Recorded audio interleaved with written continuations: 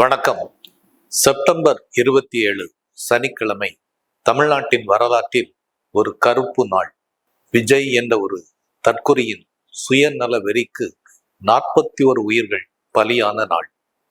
பொதுவாகவே தமிழ்நாடு ஒரு அறிவார்ந்த மாநிலம். இதை வட இந்திய அறிவாளிகள், பத்திரிகையாளர்கள் எல்லோரும் ஏற்றுக்கொண்டு வந்துள்ளனர். இன்று நேற்றல்ல, 2000 ஆண்டுகளுக்கு முன்பே திருவள்ளுவர் என்ற ஒரு அறிவார்ந்த மேதை ஒரு அற்புதமான நூலை உருவாக்கிய மாநிலம் தமிழ்நாடு. கிட்டத்தட்ட 120 ஆண்டுகளுக்கு முன்பாகவே திராவிட இயக்கம் இங்கே வேரூன்றிய மாநிலம் இது. பெரியார், அண்ணா, கலைஞர் போன்றோர் மிகப்பெரிய அளவில் முற்போக்கு சிந்தனைகளை விதைத்த மாநிலம் தமிழ்நாடு. பெரியார் சொன்னார், பெண்ணடிமைத்தனத்துக்கு எதிராக முழங்கினார். பெண்களின் கைகளிலிருந்து கரண்டிகளை பிடுங்கிவிட்டு புத்தகங்களை கொடுங்கள் என்று சொன்னார். தாய்மார்கள் ஏரோப்ளேன் ஓட்ட வேண்டும் என்று, சந்திர மண்டலத்துக்கு போக வேண்டும் என்று அந்த காலத்திலேயே அவ்வளவு முற்போக்காக சிந்தித்தார், சிந்திக்க வைத்தார். இளைஞர்களுக்கு அவர் சொன்ன அறிவுரை, நானே ஒரு கருத்தை சொன்னால் கூட அப்படியே நம்பாதே, கேள்வி கேள், சரியானது என்றால் ஏற்றுக்கொள். இதுதான் பெரியார் சொன்ன அறிவுரை. அதே போல அறிஞர் அண்ணா அவர்கள் கிட்டத்தட்ட 70 ஆண்டுகளுக்கு முன்பாகவே பேசிய கருத்துக்கள் இன்றும் கேரள எம்பி ஒருத்தர் அவ்வளவு பாராட்டுகிறார். நாங்கள் இன்று சிந்திப்பதை அத்தனை 10 ஆண்டுகளுக்கு முன்பாக பேரறிஞர் அண்ணா முழங்கி இருக்கிறார் என்று பாராட்டுகிறார். இன்று வட இந்தியா முழுக்க பல்வேறு யூடியூப் சேனல்களில் சொல்லப்படக்கூடிய கருத்து தமிழ்நாடு முன்னோக்கி சிந்திக்கிறது அப்படிங்கிறதான்.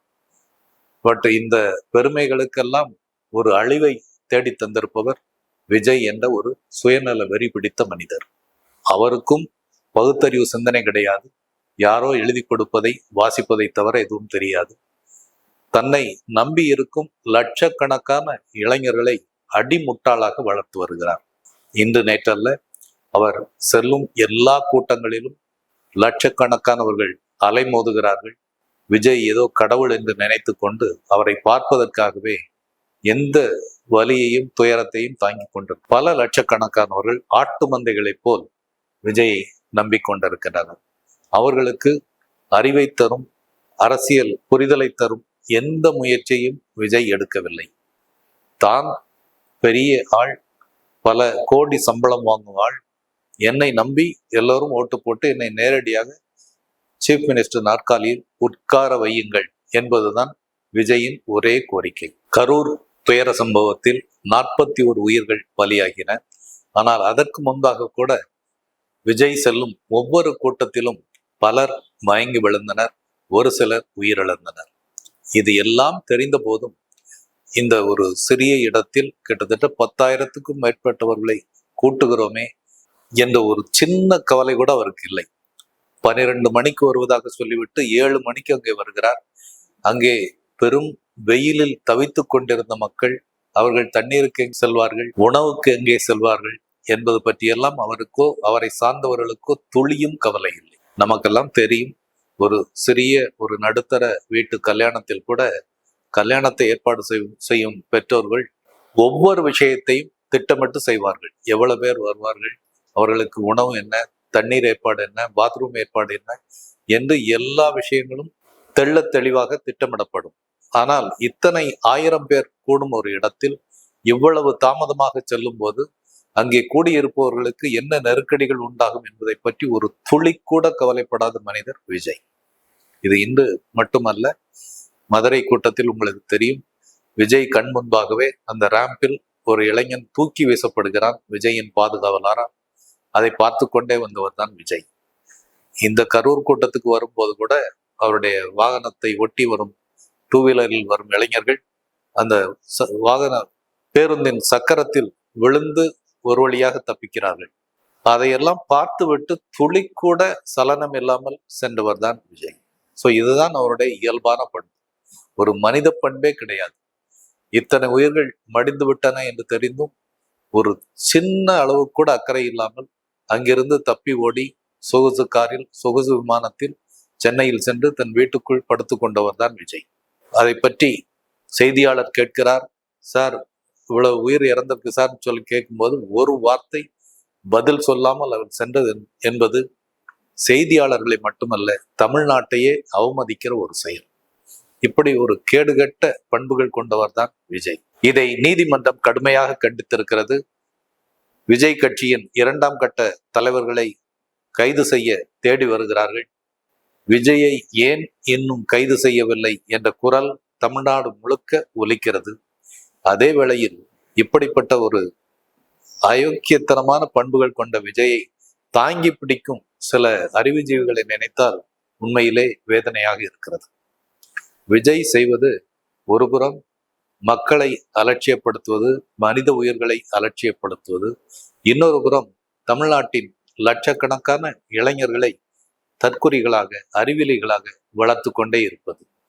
இதை பற்றியெல்லாம் கவலைப்படாமல் சில அறிவுஜீவிகள் இன்றைக்கு விஜய்க்கு முட்டு கொடுத்து கொண்டிருக்கிறார்கள். அவர் செய்தது சரிதான் என்றும், அரசுதான் தவறு செய்து விட்டது என்றும் பல்வேறு கருத்துக்கள் சொல்லப்படுகின்றன.